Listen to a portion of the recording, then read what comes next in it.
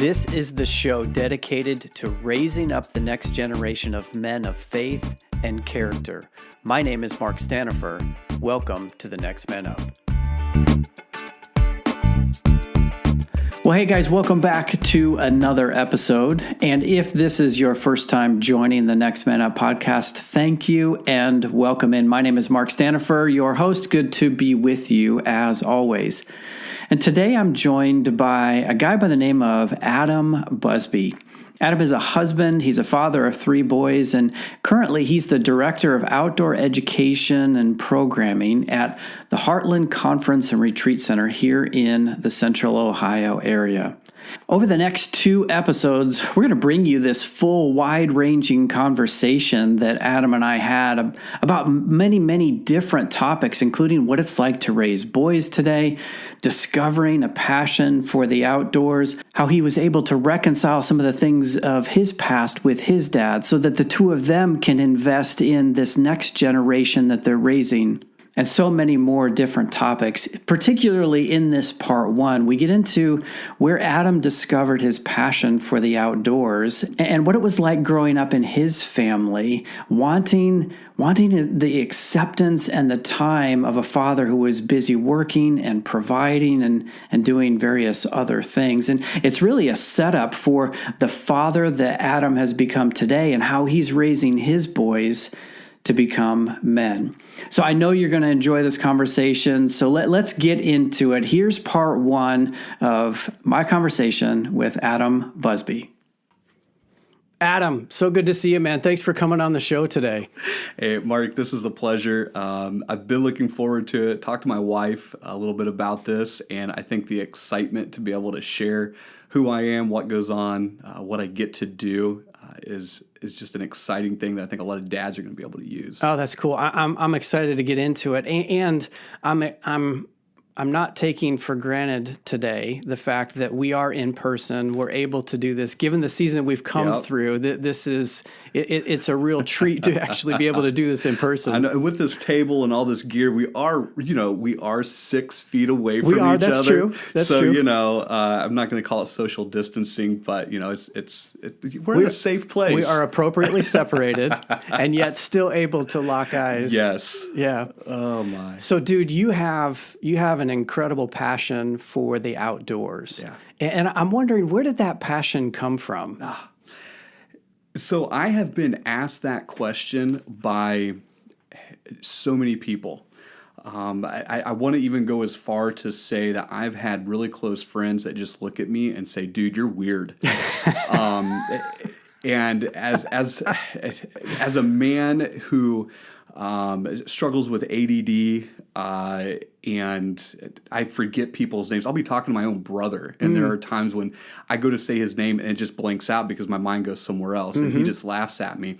But I look back over the past years of my life, I'm turning 40 this year, and where did that passion come from?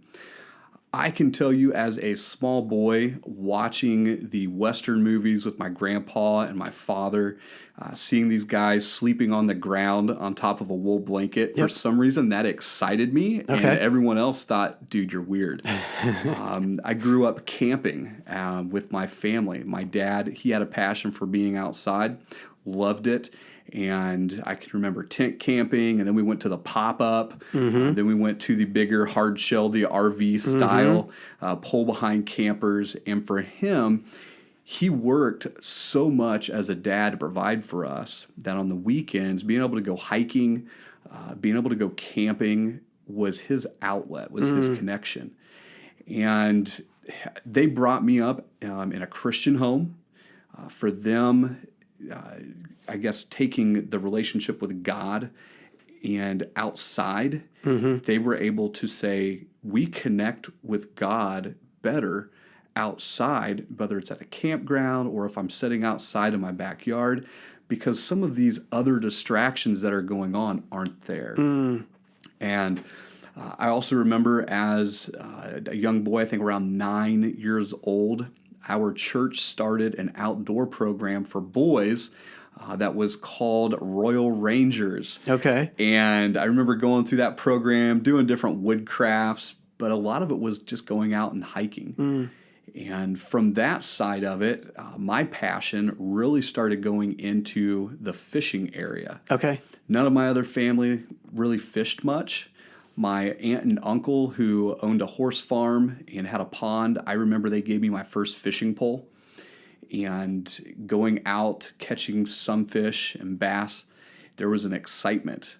And that just evolved. I research a lot, and so I began researching. Now I did a ton of research on fly fishing. Now I wondered if you were going to go into fly fishing. It seems like that natural progression for anglers, right? It is. Love it. My wife, she has a lot of shoes and purses. I have a lot of fly rods, fishing poles, and tackle boxes, all kinds of different things. My minivan outside, I sold my truck a while back, and now I'm using the family minivan, is actually set up to fish. So I've got these things, I don't know, there's probably 7 or 8 rods just hanging from the roof right now, and I've got my fly vest in there, and there's another tackle box. And I've always said minivans were practical, but I've never heard someone outfit it for fishing gear. It was not necessarily a choice. It was my truck's gone. How can I make this work? Yeah, it's pretty fun. Oh, that's cool. Yeah. So you've got this passion for the outdoors that now is playing out in the work that you get to do on a regular basis. I mean, it seems like the personal interests and the professional opportunities have aligned for you, and you're able to do some really cool stuff here. Yeah. So interestingly, I think around the age of 13, I had this huge desire to be a professional bass fisherman. I followed the Bassmaster Trail back then in the day, and I just had this crazy desire to do it. So my other buddy, he also loved to fish, and his grandpa said, "Hey, we're gonna put some money on you guys here. We're gonna get you a boat." So we got one of those cheap aluminum V-Hauls. Had this little, I think it was like a 7.5 horse motor, and a trolling motor, and we took a cooler and set a pump in it for a live well, and we went around and we fished some of these, low key amateur contests, and never did like crazy good, but out of 75 to 100 boats, we were coming in top 20 quite frequently. Wow. As 13, 14-year-old boys, and I loved it, and I thought, man, I'm going to make this happen. Jump forward a few more years. And I want to toss in there also, I'm a homeschooler. Okay. So I was homeschooled my whole life. And one of my challenges was basically connecting with people. Because as soon as I found out that I was homeschooled, there was this thing like, oh, that's weird. Sort of a stigma. Totally. And so for me, being, I'm going to say extroverted, I love being around people. I hate doing things alone. For me, that was a challenge as a teenager, because I was going into this phase of life where I was seeking acceptance, seeking value, trying to figure out who I was. Yep. And so I already loved to be outside, loved to hike, loved to camp, loved to fish. And a lot of other people, they were into sports, baseball, basketball. And I will say I have dabbled in basketball, love to play some basketball. But for me, sports, I just did not hold the same interest. So everyone else was following these players and all their stats. I did the whole baseball card gathering side of stuff. I just couldn't get into it. There wasn't life in it for me. So I was always pulling my buddies down to the river and, pulling them into a canoe. And then they were always pulling me back to the ball field or the court, the basketball court. Oh, it was totally. But when I hit that 15-year age, for a couple of years, something had switched, and I started noticing girls, and I started trying to change who I was to fit the social dynamics around me. I wanted that acceptance, and I hated the feeling of being alone. I craved being with people and being with my friends. And so they were off at school, I'm at home, doing work, and so I got a job at a local rental company, and they were a Christian organization and loved that. And so I would go to school and then I would go to work. And so trying to find those times to be outside, actually those times got taken up by then trying to get acceptance and time with people. That led into probably one of the lowest times of my life where, I said, I'll do anything to get acceptance. So my parents, creating a healthy Christian environment, I want to say even, sometimes it's protecting. And as parents, we want to protect our kids. Yep. And the intent is good, right? The intent is so good. Yep. But sometimes we forget that while we train our kids, we give them the right information, they still choose to go their own path. That's right. A conversation my dad and I had was, son, my dad never showed me love and attention in a physical manner. In fact, we never even had growing up conversations. It was just expected that you knew what to do. Yeah. So he said, I did feel like I stumbled through that somewhat. I did the best I could. And I'm looking back and I'm going, he did pretty darn good, actually. He did great for what he was handed. That's right.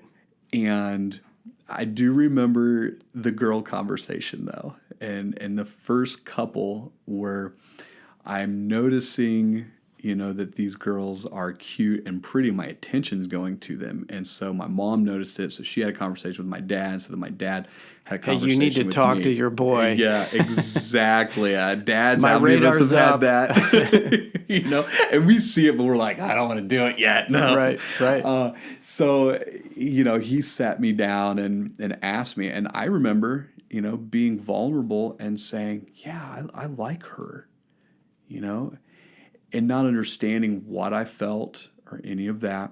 So my dad, awkwardly not knowing what to say, basically goes, this is my memory. Again, my memory. I hear, well, you should not be liking girls like that right now. So you're going to have to find different thoughts and different things and ask God to help you. Because if you don't, then you'll get into these relationships with them, and you're just not ready for that. You're not at an age where you're ready for that. Well, as a kid, what I took away from that, as an adolescent, I should say, that there was something wrong with me. Mm-hmm. I felt like, well, I'm not supposed to, but I do. And I remember, struggling with that.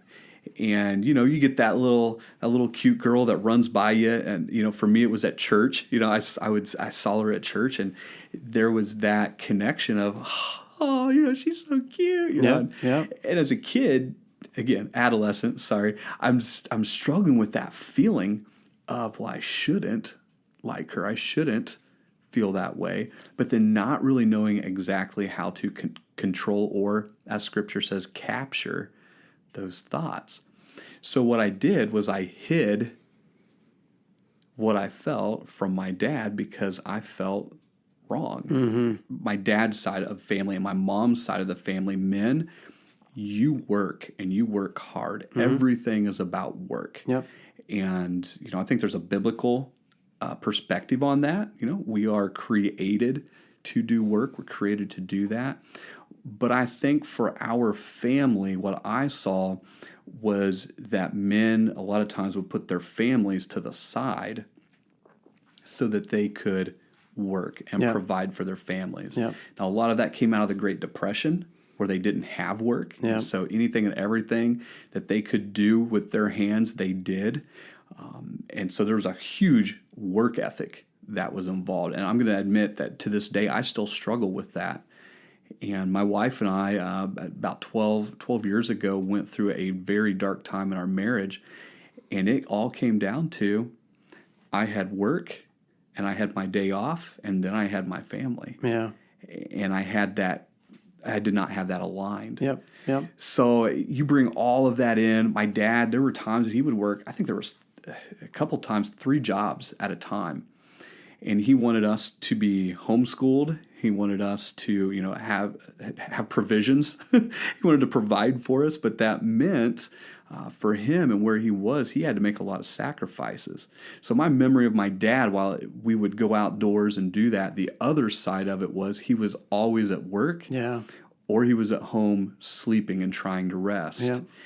And a good thing is, in all of that, his priority was still God. I would be a young boy, and I'm just ready to hang out with my dad.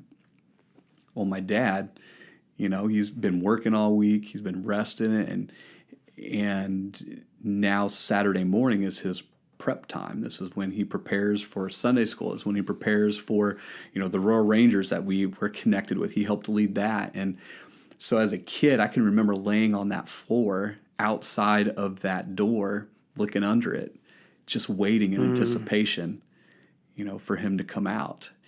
And then as a teenager, because I was going down the wrong path, I ended up misconstruing that understanding. And then I turned it against him. And so it actually, conversations with my dad, I've actually been able to walk through, man, the enemy used that time to distort my view of my dad, my view of my mother. My wife will say, as an extrovert and a people person, you fail to connect with your extended family as often as others. She's calling her mom and her grandma and her aunt and all of them, her dad. They're always talking on the phone. And for me, sad to say, but I don't feel that pull to connect outside of my immediate circle. It could be a month, 2 months. And so my wife is that piece that I'm missing that helps push me and say, hey, you got your boys here, you're doing good there, but you also have extended family. And so it's got to keep that. It sounds like, so you mentioned your kids, it sounds like your experience as a youngling growing up has really influenced how you're approaching parenting your own kids. I know you have a couple of boys, 2 boys and a girl. Is that right? Or three boys. 3 boys. Okay.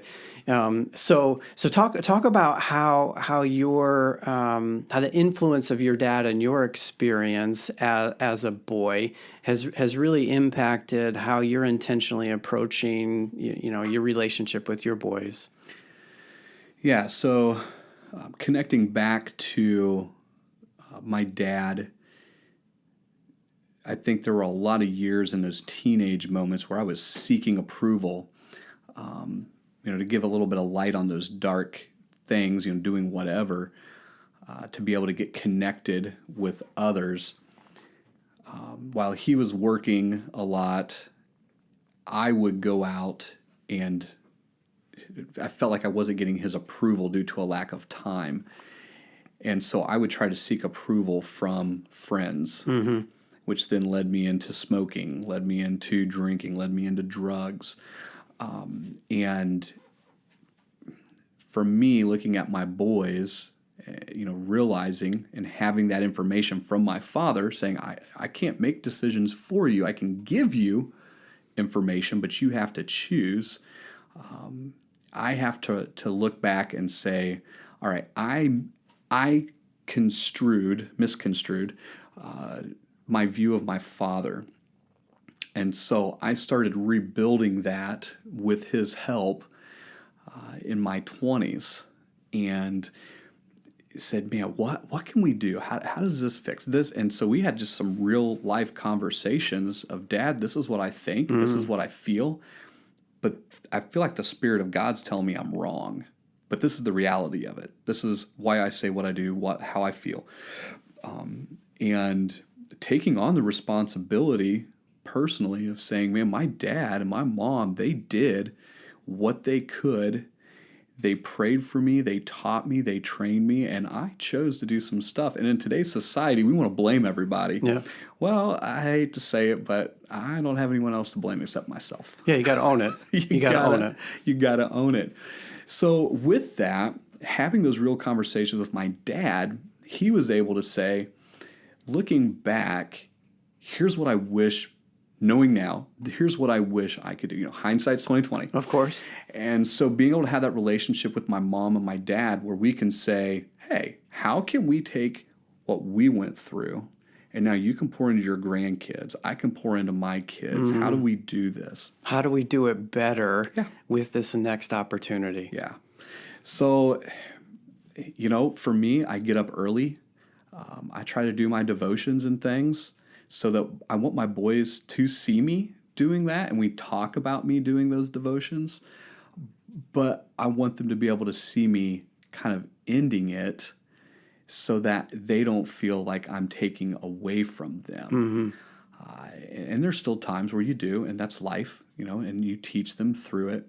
But it's not consistent. It's not all the time. But they still see my relationship with God on that facet of it.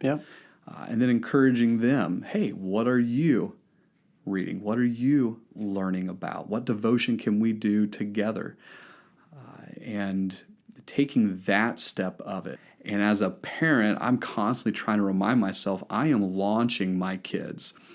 And I might be taking it to the extreme, you know, where I have a 15-year-old, a 13-year-old, and a 9-year-old. And so I'm quite frequently reminding them, hey, you know, just when you turn 18, that is the year where you no longer live at the house. You know, and I'm joking, but I'm also not joking because my goal is to launch them. And, you know, our society looks at 18 as, hey, you're a man.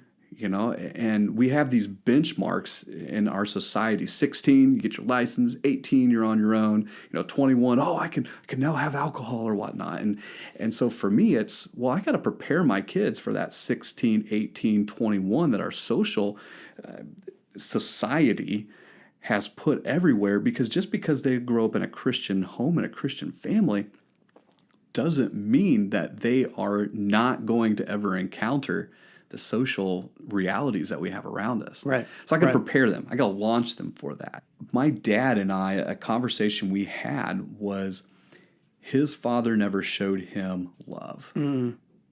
It was, you know, I remember Grandpa. He was a hard worker, railroad man. Right back to that theme again. That's how he showed up to take care of his family. Yeah. I show you I love you by providing this money, by working hard, going to work so you don't have to as a small kid.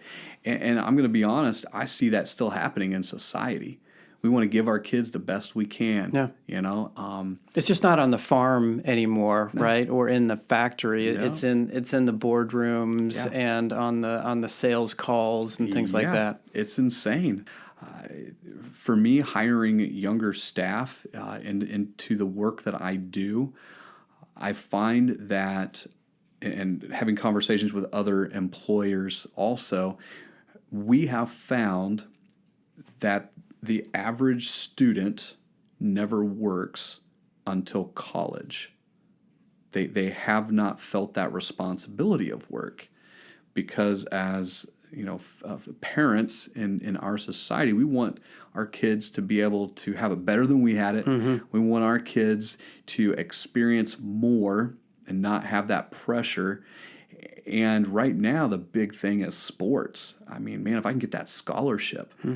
So parents pay for kids to go to travel, you know, ball, and they pay for these additional coaches. And I realize that's not everyone, but a lot of them have their kids in so many sports that you go from sport to sport to sport. Sometimes you're running 2 or 3 sports at the same time.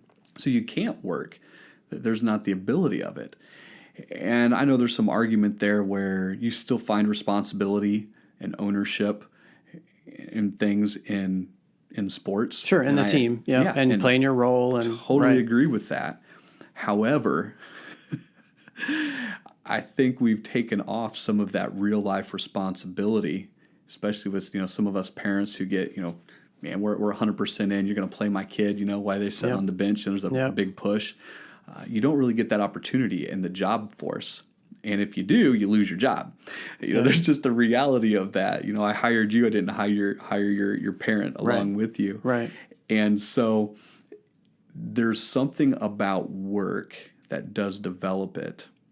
And so it's the age-old challenge. How do I balance, the work-life relationship? You see it all the way back into the Bible, into the Old Testament. It's still there. Yeah. And it looks different. But in today's society, we don't really have the option as often as we did in the past to bring our family along with us. They're not learning and growing on those natural responsibilities of adulthood anymore. There's a separation in society. That's right. So, yeah. So now, jumping back to how does that translate into life? Now I'm trying to have that conversation with my boys. And actually, in my past career, became part of what I did was having those conversations with young men. So here are some natural things that will be taking place in your life. These are natural feelings. These are natural thoughts. They're not wrong. They're not wrong. It's normal. Yeah. Yeah, you're not different. No. But how do we respectfully take those thoughts and honor God, honor ourselves, and honor them? Mm-hmm. Because our society is also very sexualized. And Mark, that's going to get into another piece of my story where as a young man being introduced to disrespectful viewings of girls and women, trying to seek approval from friends. I cut out the outdoors. I cut out those different things to a certain extent and sought after the world acceptance. And, that opened me up. Saw on some of your other podcasts, you've had those porn discussions. That's right. Because it's real. It is real. I have had to have those conversations with my boys, and it starts early. And if I could go back and do anything, which I've got my 9-year-old, and so my conversation right now with my wife is, how can we start these conversations with him at 9? Yep. Because I'm having these conversations with my boys when they're about 13, and it's too late. It's too late. That's right. My one son, we had the conversation with him. It was at 12. And I'm looking at it, and I'm going, we talked about puberty. We've talked about all these different, chemical changes in your body. We did that at 11 years old. But we've got to up our game as dads.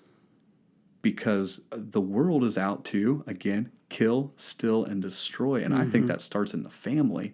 And so for me as a young man, I remember, seeing those images of women, and, the boys are getting all excited. They got the magazine that they took from their dad, and as a boy, that completely destroyed my processing, my mental faculty. And there are some studies out there that are even looking at the effects of porn are the same as a lot of the effects of drugs. That's right. The chemical impact in the brain, the chemicals that are released, it's the same. That's right. Yeah, we know that today, we right? do. Despite the prevalence and the easy access to this content now because of internet, because of mobile devices, whatever. Yeah. So you mentioned mobile devices. There are now studies coming out on mobile devices that basically show a lot of the same chemical reactions on these teenagers are the same that happen with drugs and are the same that happen with pornography. Mm-hmm. It's those excitements. It's the same chemicals that are being released and creating the alcohol. There's these chemicals, and I'm not going to get into the whole chemical discussion, but there's so much out there that goes into making you addicted. Mm-hmm. And I've talked to young men who said, I've only seen things 2-3 times, and I'm sitting here with my phone in front of me, and I'm telling myself I won't look at it, but I can't stop myself. Mm-hmm. And this is with 2 or 3 viewings. Yep. So I go back to, drugs. There's quite a few drugs where you have it 1, 2, 3 times, and your brain can't think of anything else. That's right. Right. It's the same process. And then we're hearing that from now children, okay, not adolescents, children on the cell phone, and they're looking for acceptance, through that. And I don't totally understand all that is going on there. I'm in the research phase of it. but I've sat through enough seminars on the impact of brain development by cell phones at early ages that, for us, we've limited that with our kids, and we've explained it. We want to be 100% real with them. And so we know you probably aren't going to agree with us. Or like it. Or like it at all. we know that. Yep. But for us, we'll let you have part of this, but we're not just going to release you. You're going to have that opportunity, later. And just have real conversations. And I challenge my boys. I'm like, when you are frustrated with me, don't keep it in. Tell me. And I'm going to sit here and I'm just going to listen to you. Because another thing that I have found for my personality, if I get interrupted when I'm impassioned, my ADD kicks in. I completely forget what I'm talking about in those moments. And growing up as a kid, that would happen because my parents felt like they had to have an answer. Mm-hmm. They knew what it was. Mm-hmm. No, I know what you mean and what you feel. And so, boom, I would get cut off. Yep. And then I would forget what I was feeling or thinking. And you just kind of go with it. So for me, open conversations with my boys. I want to have real life communication, and I have to have their input. I can't assume what they're thinking. I can't assume what they're feeling. That's who they are. And when they get into a job later on, they get into the educational realm. They have to be able to process what they're feeling, make sense of it, and then make decisions out of that, real life decisions. It's why a lot of marriages fail. We haven't processed what we actually feel. We don't process the why, and maybe we've never even had the opportunity to be open. It's just all internal thoughts. Yep. And I go back to Romans 12, 1 and 2, and it talks about mind control in a healthy way. That's right. But how do I know what God wants me to do? How will I know his path? I think that's in verse 3.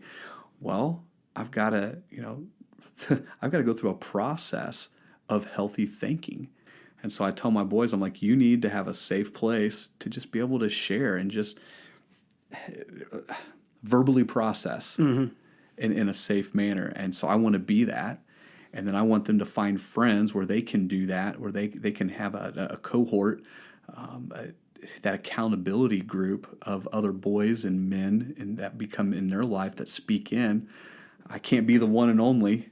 There's a lot of other wisdom out there. So, it's a huge process. So you've used that word process on a number of occasions, and I hear intent and intentionality and purposefulness. So a lot of this is coming from your own story and trying to figure out how to do it better as a dad and build on what you were given. Mm-hmm. But there is a process that you are going through, and I know this from some of our conversations outside of this. You are taking your boys on a rite of passage process to prepare them to become men. Talk about that. Yeah. All right. So my 15-year-old who can't wait to get his license, he has gone through the process of changing oil in the vehicle, getting ready to learn about brakes on the vehicle. And I try to bring him into those day-to-day things, whether it's cleaning out the gutters, mowing the yard, changing the oil in your vehicle, winterizing your lawnmower. So skills, right? Like just life skills. Yeah, basic life skills. I had a job about 11, 12 years ago where I worked for an organization and we tried to rehabilitate young men back into society after they have basically been kicked out of their homes. They've been, wards of the court, and they've gone through just horrific things. A lot of it came down to they had absentee parents or no parents whatsoever. And they were missing a lot of these life skills. And during that time, I went, wow. not only do I need to teach my kids to love God, but God has also given me the responsibility to give them life skills. And so, yeah, we do that. They have chores that they get paid for, and they have responsibilities around the house that they don't get paid for. Mm-hmm. And, you know, I've seen them raise up to the challenge. And you can say all you want to about your kids. You know, you can see how great and amazing they are. And as a parent, I know, I have found I am skewed. I have a skewed view. You're biased. Your kids are the best. Biased. So is every other parent. They are. And so my wife and I can't remember which conference we were at. You know, we're trying to pour into ourselves to be better parents or whatnot, but this one phrase stuck out, and my wife, we tease each other about it a lot, and then we remind our kids, you know, you are not special, you are loved. Interesting. And we remind our kids that, like, listen, we love you all. You all are individuals created by God for special purposes. We want to help you launch into life to figure out what it is specifically for you. God's going to put desires within you to discover. But on that journey, you have to learn responsibility in life. And so we pull them into our finances. You know, with COVID and everything going on, you know, things tighten up. Yep. And so we changed up some of our budget and brought the boys into that and talked to them about, hey, this is what I make, this is what I bring in, this is what we tithe, this is what we give back to the church, this is what we have for spending, this is what we have for food, this is what you have for gas travel, you know, all those different pieces of it. We want them to know and understand that. So it's this huge process, and for my 15-year-old, he shared with one of our family friends, he says, I have learned more life skills in the last month, you know, due to this COVID thing, because I just get to learn than I have, you know, for years of my life. And that was huge. But for a dad, when I hear my friends or we go volunteer somewhere and they ask for our boys to be part of that if someone needs it, and then we hear from them, your kids are so responsible. Mm-hmm. And you start hearing those life skills come back to you. Sometimes it gives you a big head, you know, as a dad. But it validates the effort and the path that you're on, right? It does, yeah.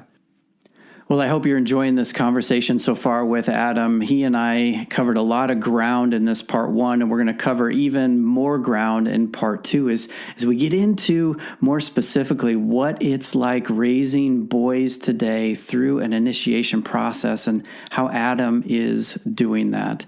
Well, as I said at the beginning, we're going to break this into 2 episodes. This is where we're going to pause for this week, but don't worry, we'll be right back next week to pick up right here where we left off and finish this chat that I had with Adam. In the meantime, guys, perhaps you can be thinking about ways to rediscover the outdoors with you and your boy. It doesn't have to be anything epic or extreme, but there is something about reconnecting with the outdoors, unplugging from electronics and entertainment and all the different distractions we have that are easily available to us, and re-engaging with the creation around us. That's your challenge for this week. And remember, we'll be right back here to finish up part 2 of this conversation with Adam next week. Until then, guys, adios.